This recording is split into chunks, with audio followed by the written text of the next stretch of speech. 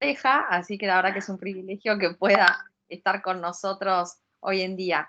La idea que habíamos planteado con Ariel para este encuentro era poder ver la diversidad, pero no desde la experiencia de que venga una empresa a contarnos qué está haciendo, sino justamente desde la formación que estamos transmitiendo a nuestros alumnos, es poder vivir la diversidad en primera persona, ¿no? ¿Qué le pasa a este profesional que tiene un cargo de relevancia, como es el caso de Silvina, y cómo ha sido el recorrido y la trayectoria y cuáles fueron también los darse cuentas en el camino, ¿no? Eh, Silvina tiene como carrera de grado la psicología. Y a mí me gustaría preguntarte en primer lugar si cuando de psicología pensaste en trabajar en el mundo de recursos humanos o en el mundo laboral o lo hiciste inicialmente por el mundo de la clínica. Bueno, gracias. Antes que nada, gracias Romy, gracias Ariel por la invitación. Es un placer estar con ustedes y bueno, les agradezco mucho que me hayan invitado. Para responder a tu pregunta, yo te cuento, a ver, yo estudié en la UBA desde el 98 al 2003, me recibí muy joven, a los 23 años, y en ese momento recursos humanos no es lo que es ahora, ¿no? Había muy poquitas materias relacionadas con el ámbito del trabajo, me acuerdo que estaba psicología laboral, y había una materia optativa, que era orientación vocacional, que me acuerdo que la cursé en el Borda, en el hospital, y yo trabajaba en ese momento en Telefónica, atendía el 112, era operadora de call center, y tuve un supervisor que se dedicaba a hacer capacitaciones y trabajar en procesos de selección, y fue él el que me dijo que yo tenía que dedicarme a recursos humanos. Me acuerdo perfecto que bueno, me dijo, mira, tal vez tendrías que explorar esta opción.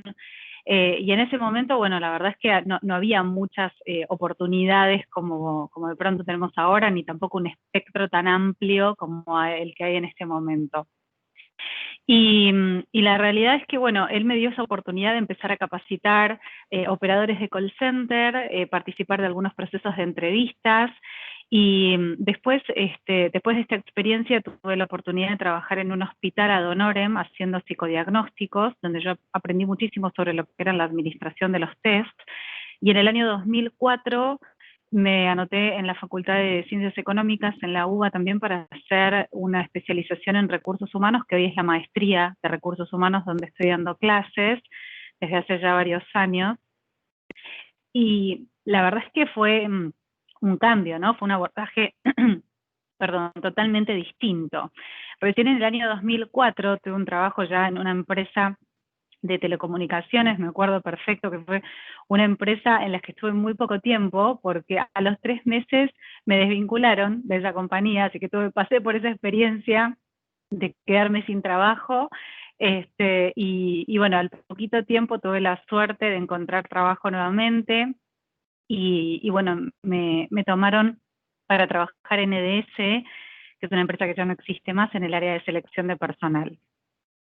La realidad es que yo empecé a escuchar sobre diversidad e inclusión en el año 2010, cuando empecé a trabajar en Dell, donde realmente había mucho foco puesto en diversidad. El abordaje era diversidad de género, fundamentalmente, ¿no? Y bueno, y ahí fue cuando empecé a aprender mucho más de todo esto. La realidad es que fue un tema que a mí me interesó siempre desde muy chica.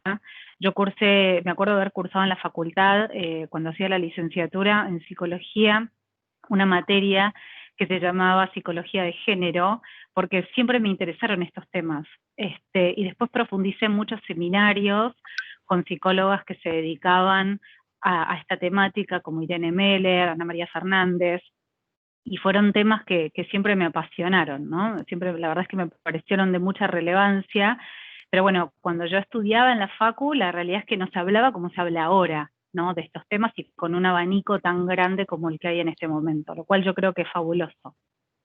Qué bueno, qué bueno. Eso es algo que hoy, por ejemplo, cambió, ¿no? Yo también empecé la carrera en el 98 de recursos humanos, terminé en el 2001, un año provechoso para nuestro país cuando egresaba, y en ningún momento de la carrera aparecieron palabras como diversidad e inclusión. Y es llamativo esto que decís, Silvina, ¿no? Que recién en el 2010 te topás en una experiencia profesional con una empresa que empieza a poner el eje de la diversidad en la mesa, ¿no? O sea que Uh -huh. podríamos decir que en el ámbito organizacional es un evento bastante nuevo, bastante novedoso para las compañías. Una pregunta que quería hacerte era, desde te fuiste formando, te fuiste especializando en recursos humanos, ¿qué modelos mentales, qué habilidades tuviste que hackear al momento de encontrarte trabajando en temas de diversidad? Ujú. Mira, yo siempre estuve tratando de estar muy informada sobre políticas y prácticas de género, porque es un tema que personalmente me interesa. Creo que es un poco también por mi historia, ¿no? Cada uno de nosotros arrastra una historia personal que te llevan a interiorizarte en mayor o menor profundidad sobre ciertas temáticas, y a mí la verdad es que personalmente es un tema que siempre me llamó mucho la atención. Yo tengo mi mamá es socióloga, y ha sido una mujer que ha trabajado desde que yo recuerdo, desde chica, y siempre nos dijo, tanto a mi hermana como a mí, que teníamos que tener nuestra profesión, nuestra independencia económica, que no teníamos que depender de nadie para poder llevar nuestros proyectos adelante, y que teníamos siempre que estudiar y que estar muy informadas, que siempre nos teníamos que realmente poner el estandarte de que cualquier proyecto que nos propongamos lo podíamos conseguir con esfuerzo, ¿no?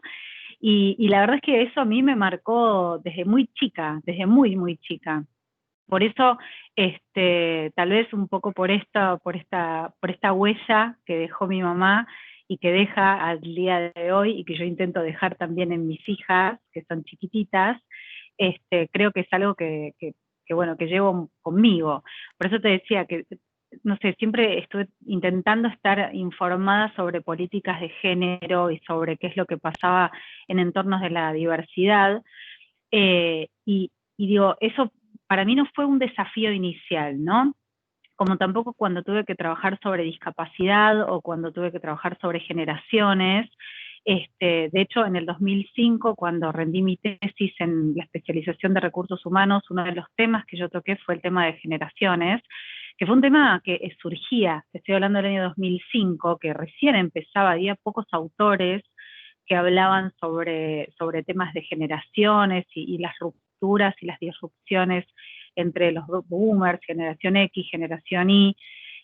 Pero te digo que un ámbito que sí me sorprendió y donde yo sí tuve que hackear mis propios modelos mentales fue cuando empecé a entender mucho más las temáticas del LGBT. La verdad, LGBT+.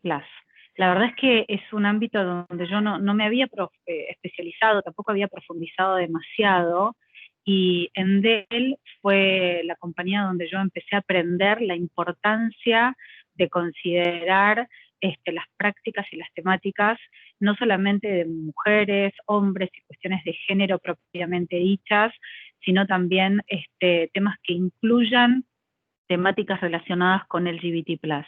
Y eso la verdad es que a mí me permitió romper muchos moldes, muchas estructuras, modelos mentales que tenía instaurados, preconceptos, y aprendí muchísimo, muchísimo. Te digo que la verdad es que para mí fueron barreras absolutamente diferenciales, ¿no? Y son las que hoy de pronto me ayudan a tener un abordaje diferente también y una mirada distinta. Qué bueno.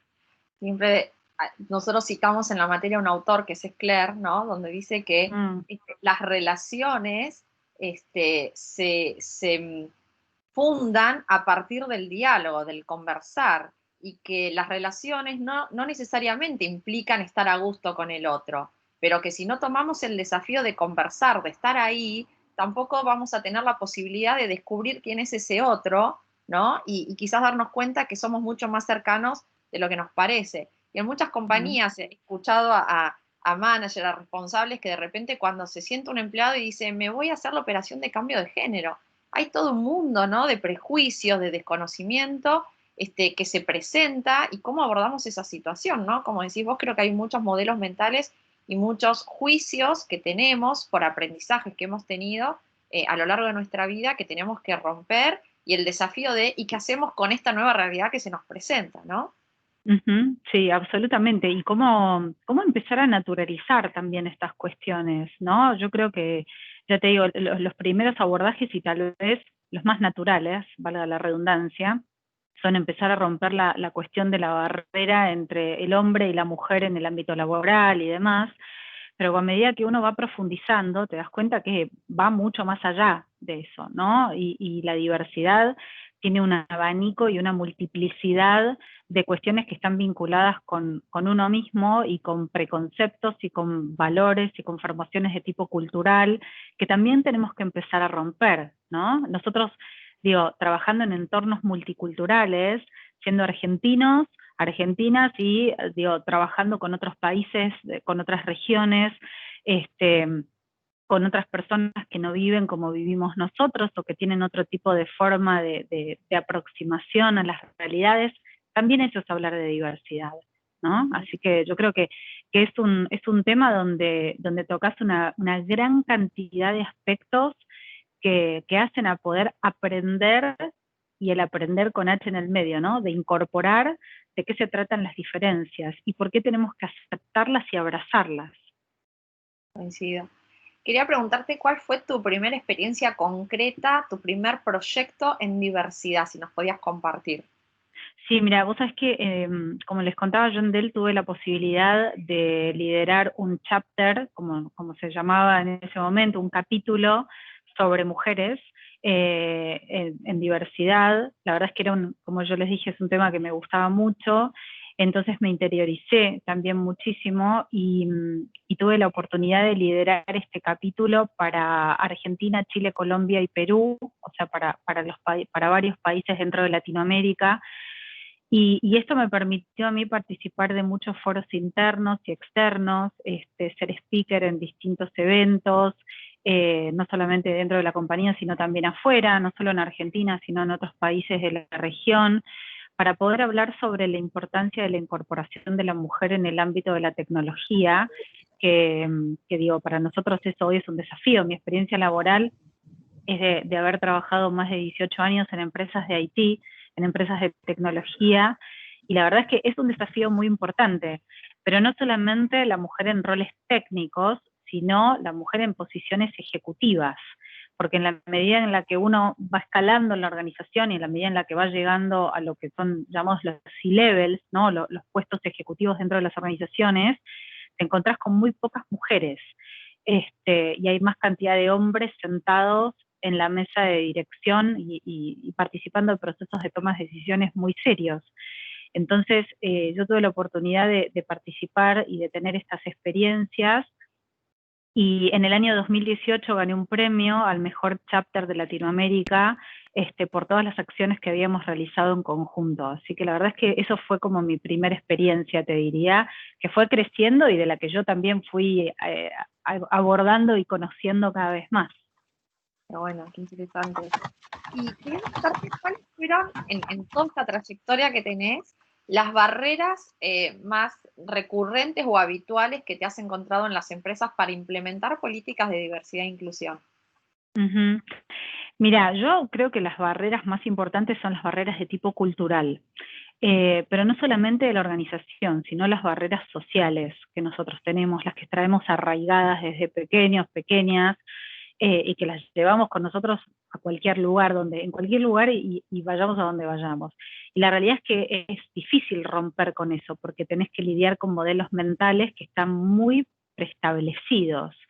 Y creo que de alguna manera romper con esas barreras es un desafío.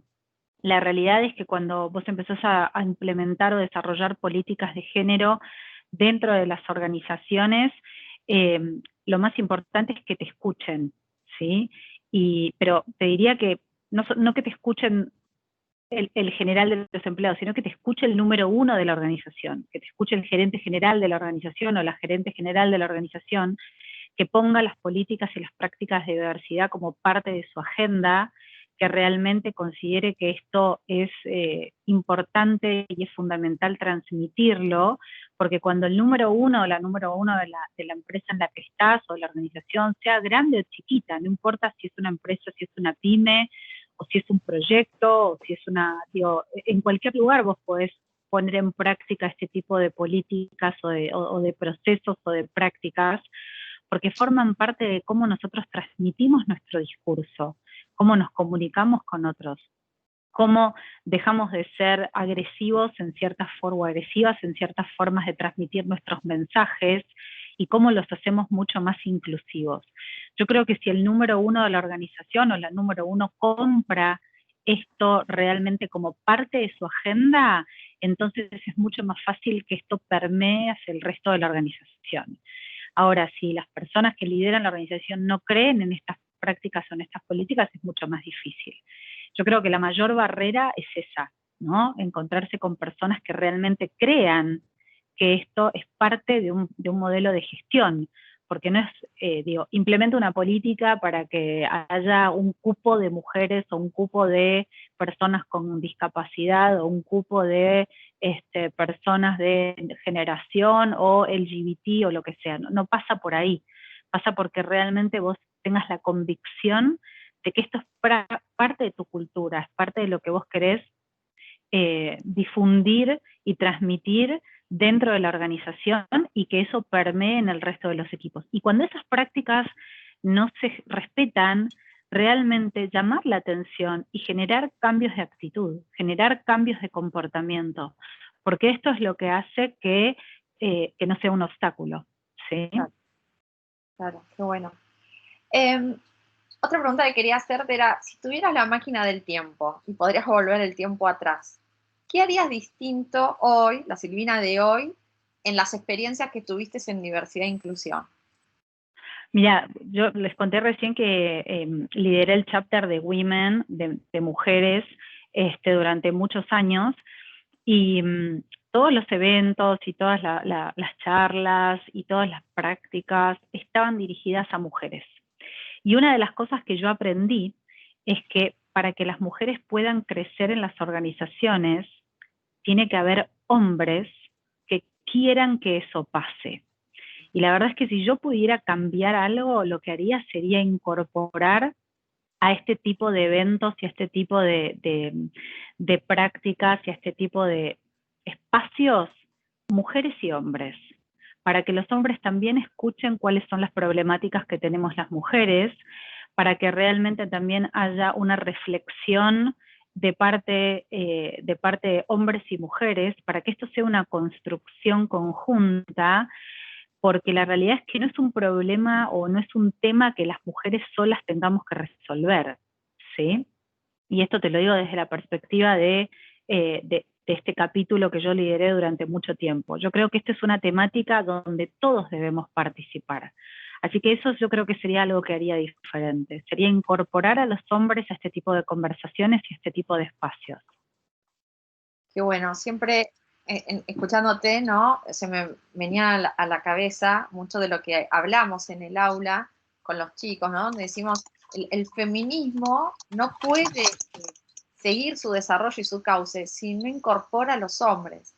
Hoy justamente, previamente a esta reunión, tuvimos clases sobre feminidades y masculinidades, y hablábamos que una de las grandes deudas, y hoy que tenemos un Ministerio de Mujer, es la licencia por paternidad, ¿no? Es decir, si no hacemos partícipe al hombre en el proceso, digamos, de socialización a edad temprana de los niños, seguimos reproduciendo una y otra vez más los estereotipos de género en cuanto a la crianza, por ejemplo, ¿no? En uno de los dominios, como uno de los dominios, pero habiendo otros espacios también, ¿no? Como seguimos reproduciendo una y otra vez más las brechas de género, los estereotipos de género, y coincido contigo plenamente de que necesitamos pensar un feminismo que incluya a los hombres, porque como decís vos, ¿no? Es decir, si en las posiciones de directores la mayoría son hombres, y estos hombres no toman la diversidad como un valor, va a ser como, digamos, el Foro Económico Mundial va a terminar teniendo razón de que van a necesitarse 100 años para que las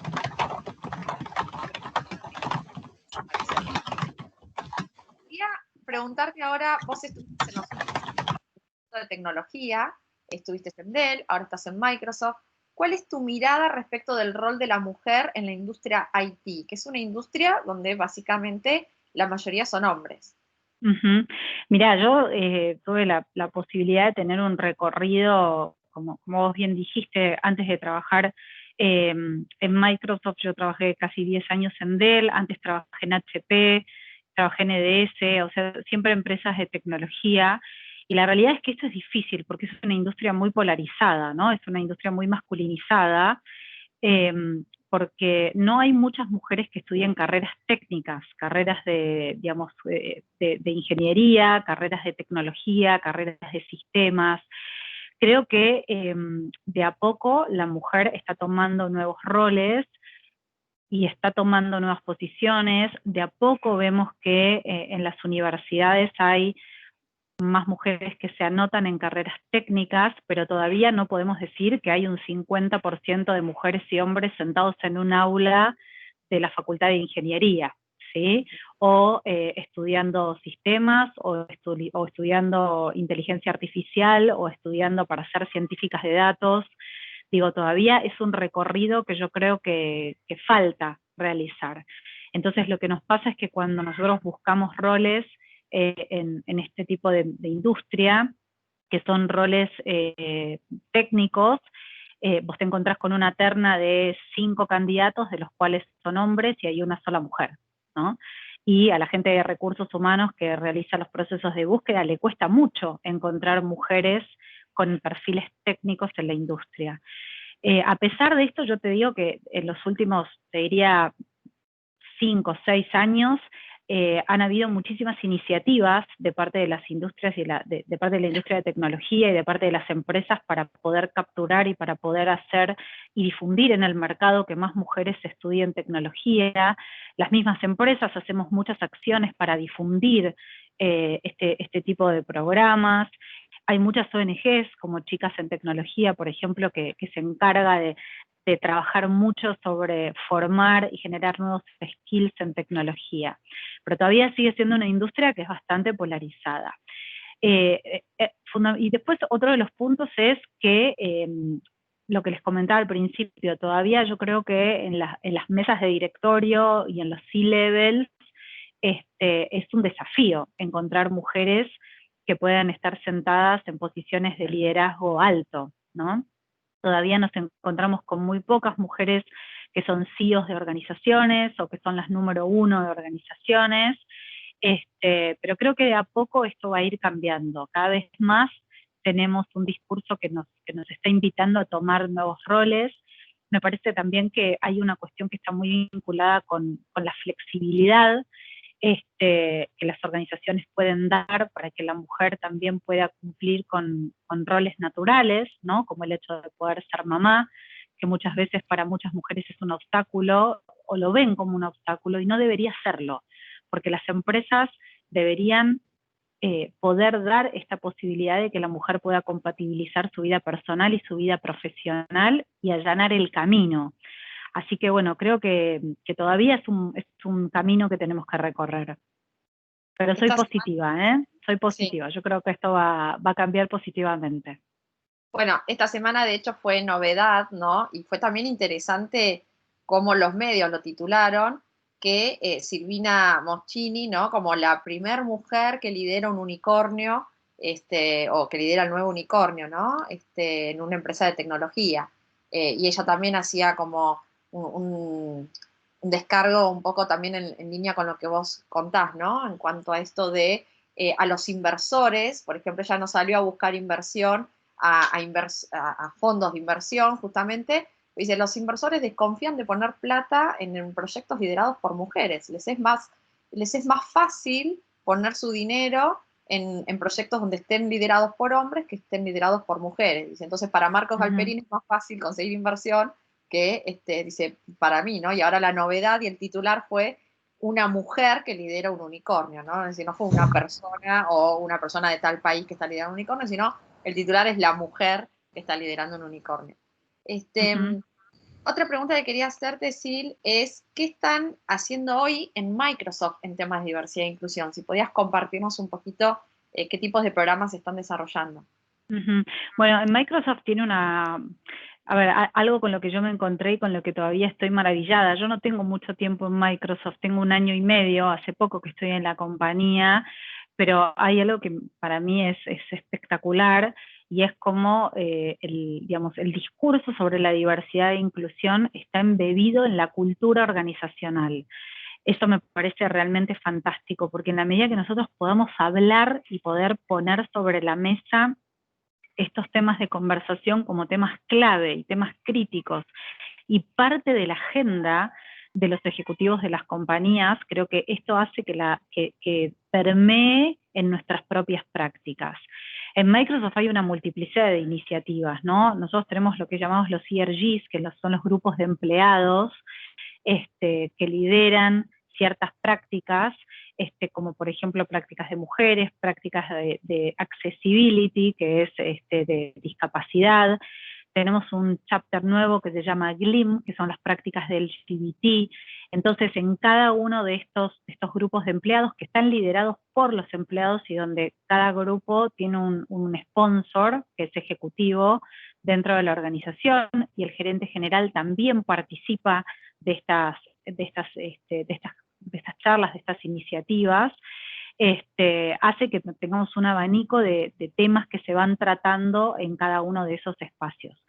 Pero creo que algo que como les decía, en Microsoft yo encontré, es que estas prácticas, más allá de hacer actividades per se en cada uno de estos equipos, están embebidas en los discursos de cada ejecutivo, de cada gerente, de cada persona dentro de la organización.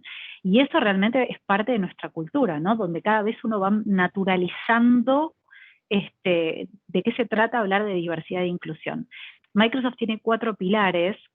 El primero se trata de transformar nuestra cultura, que es justamente esto, cómo hacemos para transformar nuestra cultura organizacional y hacerla más diversa y más inclusiva, cómo hacemos para poder generar prácticas que estén vinculadas con nuestros valores, ¿sí?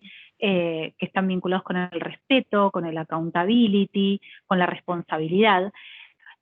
Otro de los pilares es empoderar a nuestra gente a través de los grupos de empleados, como les decía antes, donde cada empleado puede participar de un grupo de interés personal. Otro de los pilares es incrementar nuestro pipeline de mujeres, que es un poco lo que les contaba antes, donde nosotros realmente queremos incorporar más mujeres dentro de la organización, que tengan posibilidades de carrera y posibilidades de desarrollo. Y el último está vinculado con el conectar con nuestros clientes y poder conectar cuáles son las prácticas que nosotros tenemos y llevar ese discurso también hacia nuestros clientes. Por eso creo que, cada pilar tiene diversas iniciativas y todas estas iniciativas están vinculadas con cómo nosotros queremos transformar nuestra historia, ¿no? De cómo nos estamos posicionando como organización y cómo ayudar a otros a que también lo puedan hacer. Qué bueno, buenísimo. Gracias por compartirlo. Otra pregunta que tenía ganas de hacerte. ¿Cuál es tu perspectiva acerca del rol del liderazgo en cuanto a la diversidad y si existe el liderazgo inclusivo? Viste que hoy se habla de este concepto de liderazgo inclusivo. Poco nos comentaste, ¿no? Esto del C-Level, la importancia, pero ¿cuál es tu mirada de manera, digamos, genérica, más allá de tus experiencias, en temas como más, si querés, abstractos o de conceptualización? Mira, yo creo que sí, existe un liderazgo inclusivo y también existe un liderazgo expulsivo, ¿sí? Que no necesariamente incluye. Y la realidad es que yo creo que cuando nosotros hablamos de diversidad, tenemos que entender el concepto de qué significa ser diverso. Y el hecho de tener un discurso y una práctica de diversidad implica poder comprender cuáles son las diferencias que todos tenemos dentro de la organización y aceptarlas, ¿sí? Aceptar que hay un otro que no piensa como yo, aceptar que la perspectiva del otro puede ser distinta a la mía, aceptar que yo puedo tener interacción con otras personas que no necesariamente están sentadas en Argentina y que su punto de vista es tan válido como el mío o no, ¿sí? O el mío realmente no es una perspectiva que esté alineada con lo que el resto de las personas están percibiendo y yo tengo que también poder moldearlo.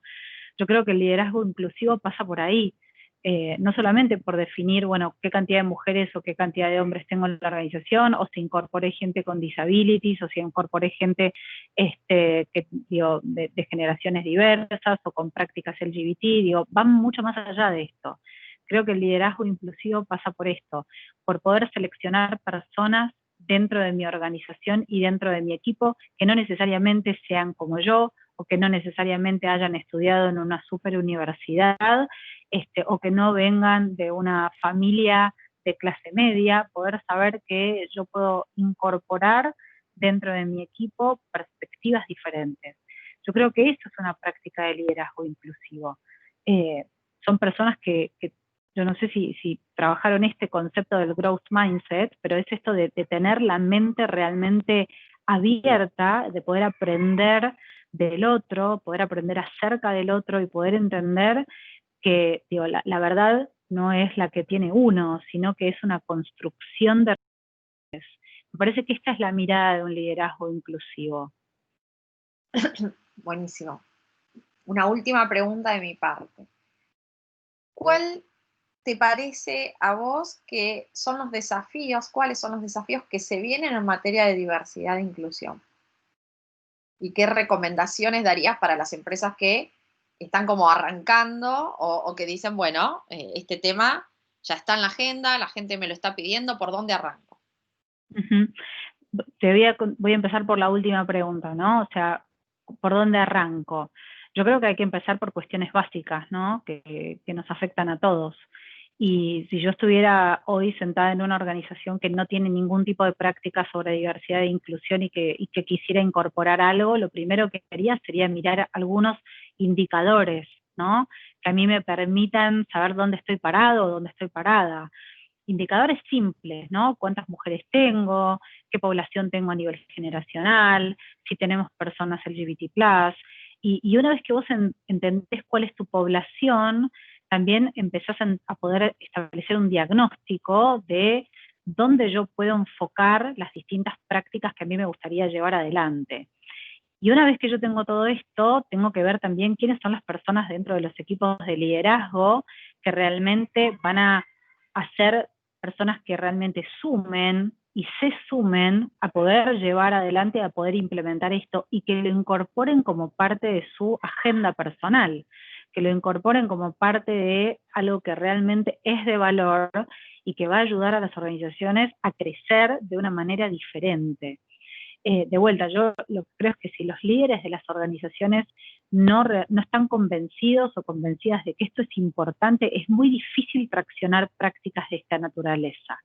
Ahora, si podemos hacer que las personas realmente entiendan por qué para nosotros es importante incorporar prácticas de esta naturaleza y de este tipo y con estas características, entonces creo que sí se puede hacer y sí se puede implementar. Empezando por un diagnóstico básico y después proponiendo ciertas acciones que van a hacer que esto se incorpore en procesos y se empiece a naturalizar. Porque en definitiva, Romy, esto no es nada más y nada menos que un proceso de cambio cultural. Entonces, cuando vos me preguntabas cuáles considero que son los desafíos, y ahí voy sí a la primera pregunta que me hacías, yo lo que creo es que los desafíos están acá, en romper ciertos parámetros y estándares de culturas organizacionales que están muy arraigadas y que nosotros deberíamos tratar de entender, bueno, ¿cómo hacemos para que eso ocurra y para realmente incorporar dentro de nuestro quehacer y dentro de nuestro discurso, dentro de nuestro proceso de gestión, este tipo de prácticas? ¿Sí? Porque, digo, en definitiva son realmente cuestiones que están muy atadas a las culturas organizacionales. Buenísimo, coincido contigo que el cambio de la cultura, ¿no? Hoy se habla de la agilidad de las empresas que a partir de COVID tuvieron que reconvertirse y la realidad es que la diversidad facilita los procesos de agilismo en las organizaciones, ¿no? La diversidad en base a todo este paraguas que vos hablabas hace que las organizaciones puedan ser más innovadoras, más creativas y por ende también responder de forma diferente a los desafíos de los entornos laborales, ¿no? De los mercados. Así sí. que coincido contigo. Sí, definitivamente, déjame que agregue algo más. Yo creo que este contexto de pandemia nos empujó abruptamente a todos y a todas a romper con ciertos mitos que estaban preestablecidos sobre, por ejemplo, el trabajo remoto. Y ahora que estamos todos trabajando desde nuestras casas, y que estamos, bueno, no todos digo, pero muchas personas estamos trabajando desde nuestras casas y que tenemos que, inclusive ustedes tomando clases desde sus casas, y quienes somos docentes, dando clases desde nuestra casa, y de alguna manera conviviendo con nuestros hijos, con nuestras parejas, con nuestras familias, haciendo la tarea con los chicos, y de pronto viviendo en un entorno diferente. También esto hizo que aprendamos a aceptar la diversidad, y que aprendamos a aceptar la diferencia, y que aprendamos a aceptar que si yo a la una tengo que cortar porque mi hija tiene 5 y mi otra hija tiene 3 y necesito darles de comer, se me complica un montón tener que tomar una llamada de 1 hora y media. Entonces, eso también es aceptar la diferencia, eso también es tolerar, eso también es respetar, eso también es aceptar que hay un otro que depende también de uno. Entonces, creo que este contexto nos puso a muchos en jaque en ese sentido. Sí, coincido. Coincido y creo que en esto también de que las personas puedan ser más auténticas, ¿no? Donde de repente antes en una videollamada, ¿cómo va a aparecer el gato? ¿O cómo va a aparecer mi hijo? Me acuerdo cuando en CNN, esa entrevista tan famosa que se filtró el hijo del entrevistado, fue como recorrió el mundo y hoy en cualquier reunión que estás, en cualquier videollamada, ¿no? Uno está con su hijo, con el gato, con la madre que se cruza, con el padre, Claro. digo, Y la nadie te familia, juzga, ¿no? y nadie te Todos dicen, juzga. bueno, a esta altura ya nos dicen, bueno, no te preocupes, mi hija ya es famosa, ¿viste? Porque aparece a cada rato y ya la sola, hola Cata, le dicen, ¿viste? Yo los miércoles y Ah, jueves a la mañana doy clases con Benicio Upa, más o menos, ¿no? De claro. cuando él ya se cansó de escucharme, empieza a cantar y no me deja hablar más y le digo, bueno, chicos, él dice que hay que cortar ahora la clase. Este, y transitamos todos la aceptación del otro, ¿no? Y de la realidad del otro. Absolutamente, claro, sí, sí, absolutamente. Bueno, creo que hay un montón de preguntas en el Sí, chat, ¿no? si te parece, Romy, abrimos el panel a preguntas. Tenemos un montón, vamos a tratar de cumplir con todas. Guadalupe dice, ¿cómo incentivar a los líderes a dar el primer paso, a abrirse sobre diversidad e inclusión? ¿Cuál sería la forma más sutil para un líder tradicional cuyas creencias personales no empatan con estos temas, de empezar a interesarse por estas perspectivas distintas, ¿sí? O sea, en resumen, cómo sería dar el primer paso y sobre todo con líderes con creencias personales distintas a todo esto, ¿no? Mm. Yo, bueno, creo que una de las cosas, lo comentaba hace un ratito, me parece que cuando tenemos este tipo de situaciones y queremos incursionar en el ámbito de incorporar algunas prácticas de diversidad e inclusión, la metodología más estándar es, voy a sacar algunos números, algunas métricas, voy a ver dónde estoy posicionado, como para ir mostrando ciertos indicadores y con eso empezar con algunas propuestas diferenciales, ¿no? Entonces, si yo quiero empezar, por ejemplo, a mirar dentro de la población en la cual yo estoy, qué cantidad de mujeres y de qué cantidad de hombres tengo dentro de la organización, que sería, digo, la mirada más tradicional. Entonces puedo correr algunos números, puedo mirar mis reportes de recursos humanos, puedo mirar a ver dónde estoy posicionado o posicionada y después presentar esto con la iniciativa de por qué no empezamos dentro de los procesos de selección a incorporar más perfiles que sean mucho más variados, que tengamos mujeres y hombres dentro de nuestros procesos, por ejemplo. Yo creo que empezaría por ahí con dentro, digamos, de una organización y una estructura mucho más tradicional. Sí, y yo Bien. sumando a lo que dice Silvina, creo que además de pararnos en algunos indicadores, también mostraría indicadores de la industria, ¿no? Casos de empresa en donde a Bien. partir de la diversidad se lograron determinados resultados, y también intentaría comprender cuáles son los juicios de valor y cuáles son los miedos que tiene este líder o este CEO, ¿no? Es decir, porque pensemos que en definitiva esta postura o esto es una creencia y esta creencia está sustentada en determinados juicios y por otro lado ahora me están pidiendo que cambie esta creencia, ¿qué miedos me genera a mí? ¿No? O cuáles valores yo como líder siento que voy a vulnerar si abrazo este tipo de diversidad que me están proponiendo o si abrazo Ujú. este tipo de cuestiones que van en contra de o principios religiosos o de principios que yo creo que son morales. Entonces también Ujú. intentaría entender a este otro desde sus creencias, desde sus juicios y desde sus miedos. Así es. Bien. Tenemos otra pregunta de Julia, pregunta muy interesante que dice, ¿crees que los cupos para, por ejemplo, personas discapacitadas discriminan? ¿O tenemos que contratar gente por sus capacidades sin importar el cuerpo en el cual estén? Mira, es un gran tema, es una gran pregunta esta. La verdad es Sí, que yo lo que creo es que es difícil digerir el tema de los cupos, porque a nadie le gusta que te pongan un cupo de personas para contratar, ni de discapacidad, ni de hombres, ni de mujeres, ni de cualquier tipo de, o bueno, tenemos que contratar tanta gente, el 10% de nuestra dotación tienen que ser personas de la generación Y, por ejemplo, ¿no? O el 10% tiene que ser, pero a veces si nosotros no forzamos, esto no pasa.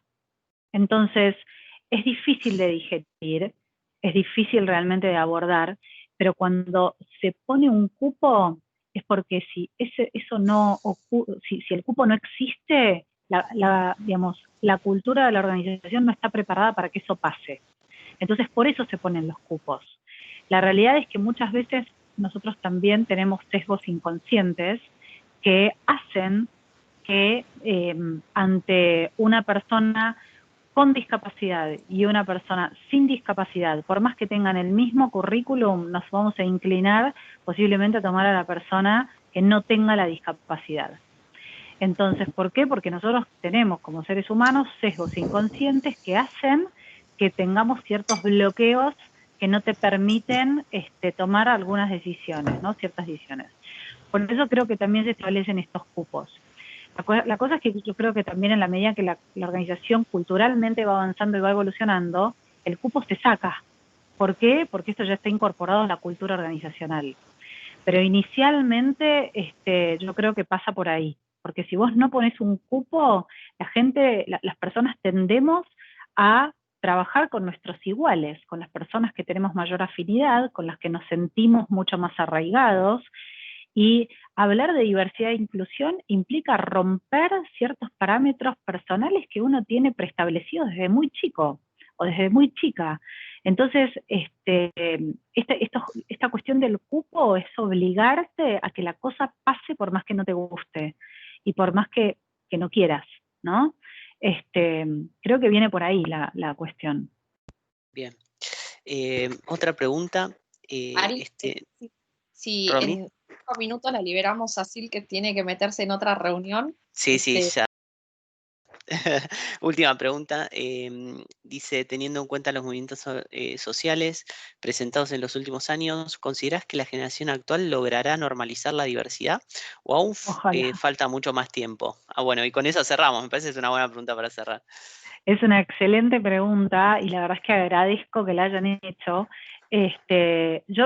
La verdad es que yo soy una persona que tiene una mirada muy positiva acerca de lo que la nueva generación va a lograr. Creo que ya las nuevas generaciones que se incorporan al trabajo, los chicos y chicas de 18 años que están empezando a trabajar, nos están desafiando a nosotros a pensar diferente y hacer las cosas de una manera diferente. Yo estoy educando a mis hijas y estoy segura que Romy hace lo mismo con sus hijos de una manera distinta, ¿no? Este, mi hija es súper fanática del Hombre Araña y el otro día me decía, está bien que a mí me guste el Hombre Araña y que no me guste la Mujer Maravilla, ¿no, mami? Y por supuesto que está bien, ¿no?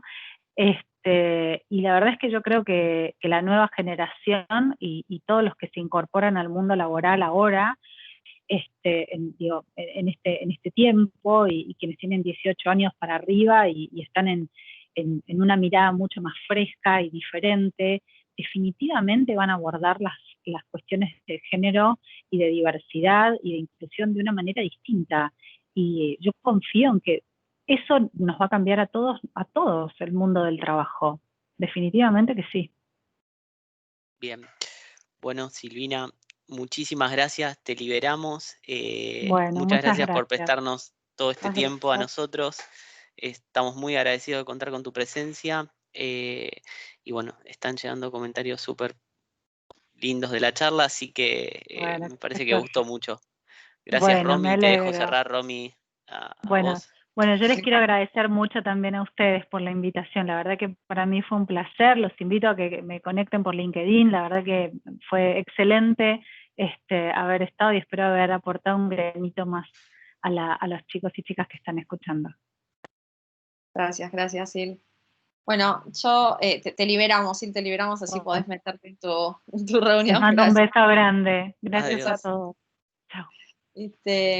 Bueno, la verdad que agradecerles a todos, como siempre les digo a los alumnos que pasan y que transitan la materia, es un privilegio que están teniendo y es un diferencial, y el cambio también que está habiendo a nivel social, ¿no? De que una universidad en la carrera de recursos humanos haya pensado en su programa poner una materia con estas características, ¿no? Un poco como decía al principio, yo cuando estudié la carrera de recursos humanos, y Ari, vos estudiaste relaciones laborales en UBA, ¿no? Y Sí.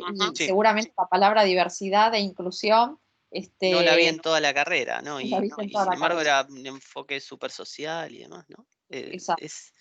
Es rarísimo, rarísimo. Y estudié, tampoco hace tanto que estudiamos, ¿no? Claro, No somos tan grandes. Yo me recibí en el 2007. Hace exacto. igual. Sí. Con lo cual creo que nos muestra que algo está cambiando como sociedad, y como siempre digo y cierro cuando tengo que dar alguna charla o algún webinar, la mejor forma de lograr esto es que cada uno de nosotros se convierta en un activista de la diversidad.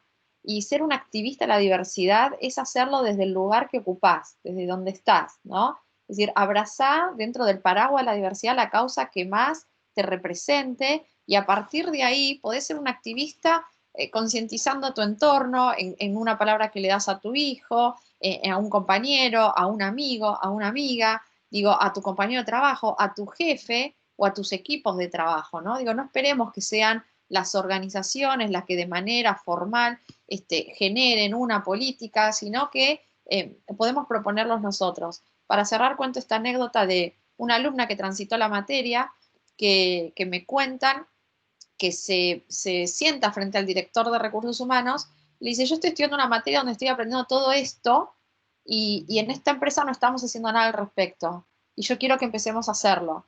Bueno, esa empresa hoy es candidata al premio Flor, ¿no? Entonces, digo, no importa el lugar que ocupemos, cada uno de nosotros puede ser de manera proactiva, tomar la iniciativa, elevarlo, llevarlo adelante, y ser activistas de la diversidad. Y esto después es un efecto en cascada.